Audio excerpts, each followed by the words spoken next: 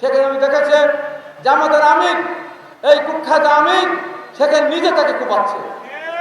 বলতে পারেন একটা সংগঠনের আমির ইসলামের কথা বলে, আর তারা সেখানে নিজে হাতে কানুনকে পিটাচ্ছে এবং তার পাশের লোক তাকে কুপাচ্ছে। এখানেও না মেনে নেওয়া যায়, তারপর তারা আবার মিথ্যা মামলা করেছে। এইটা কি ইসলাম? এটা কি দল? এটা কি রাজনীতি? আমি আজকে প্রশাসনকে পরিষ্কার করে বলবো, খুব পরিষ্কার করে বলবো, আমি এসপিকে বলেছে, আমি ডিআইজি সাহেবকে বলেছে, আটঘরিয়া উপজেলার বিএনপির কোন নেতা কর্মীর নামে যদি মিথ্যা মামলা দায়ের হয় সেই মামলা খারিজ করে দিতে হবে। সেখানে আপনাদের আমির বললেন যে আলমারি থেকে কোরআন নামিয়ে আগুন দিয়েছে বলেন। এরপরে এই মিথ্যা কথা বলার পর বাংলাদেশে কি তাদের রাজনৈতিক অধিকার থাকে? যদি প্রমাণ করতে পারে আমাদের লোকেরা সেখান থেকে কোরআন আলমারি থেকে বের করে আগুন দিয়ে পুড়িয়েছে, যেখানে ফায়ার ব্রিগেড বলেছে আমরা এত কোরআন ওখানে দেখিনি। তারপর আমার প্রশ্ন, যে আমাদের পার্টি অফিস কি কোরআন শরীফ বিক্রি কাছে বই কি বলে বই বাসাচ্ছে লাইব্রেরি, যেটা কোরআন বিক্রি লাইব্রেরি 300-350 কোরআন সেখানে রাখলো, আর সেই কোরআন আমাদের লোকেরা পড়ালো। এই যে মিথ্যাচার।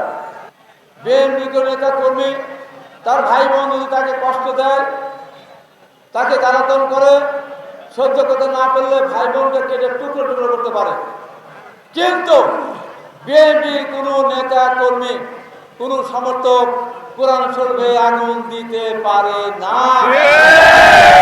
কারণ এই বাংলাদেশের সংবিধানে শহীদ রাষ্ট্রপতি জিয়া রহমান বিসমিল্লাহির রহমানির রহিম সংযোজন করেছেন। সেই দলের কর্মীরা আর কিছু হোক কোরআন শরীফে আগুন দিতে পারে না। অথচ তারা মিথ্যাচার করে সারা পৃথিবীব্যাপী আমার বিরুদ্ধে তারা বলছে, আমি বলছি একটা প্রমাণ দেখাতে হবে, একটা প্রমাণ। আমাদের লোক যদি পুড়িয়ে থাকে, আমাদের লোক যদি একজনকে আহত করে থাকে, তার সমস্ত দায় দায়িত্ব আমি নেব।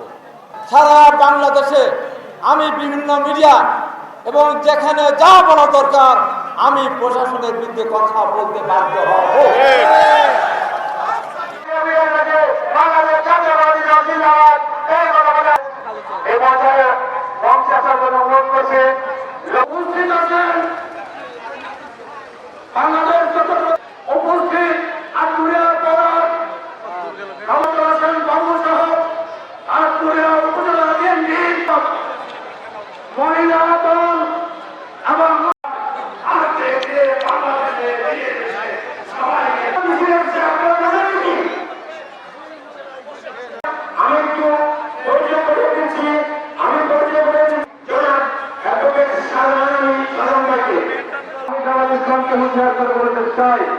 আমরা